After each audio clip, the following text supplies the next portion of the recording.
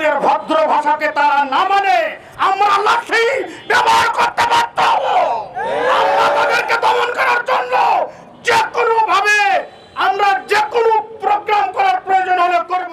তৌহিদি জনতা, এতক্ষণ পর্যন্ত আমরা দীর্ঘ আলোচনা শুনে আসছি। আলোচনার আর সময় নাই, আমরা শুধু কিছু মেসেজ পৌঁছে দিতে চাই।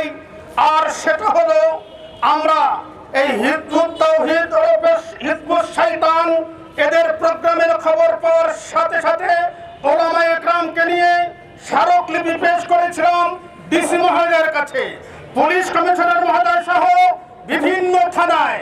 কিন্তু দুঃখের বিষয় হলো প্রশাসনিকভাবে আমাদের এই কার্যলিপির ব্যাপারে কোনো সাড়া দেওয়া হয় নাই।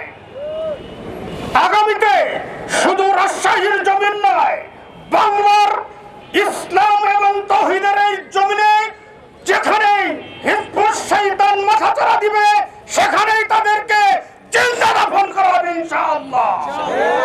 যদি দ্বিতীয়বার আমাদের কোনো ওলামায়ে কেরামের বিরুদ্ধে যে কোনো থানায় বাংলায় কেস করা হয় সেখানে প্রতিবাদ এবং প্রতিশোধ করা হবে ইনশাআল্লাহ। যদি আমাদের ভদ্র ভাষাকে তারা না মানে আমরা লাঠি ব্যবহার করতে বাধ্য হব।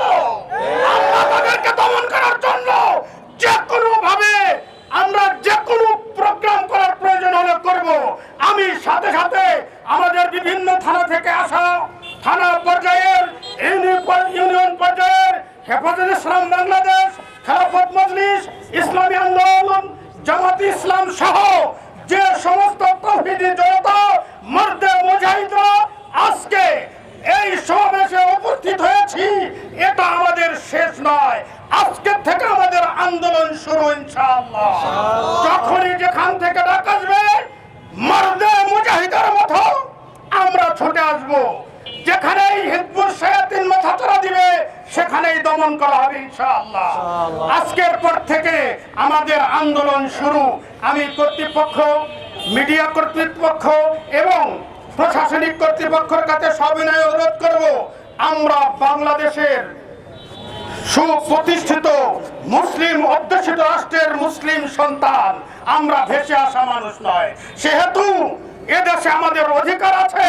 যে কোনো অধিকার বাস্তবায়নের জন্য আপনাদের দ্বারস্থ হই।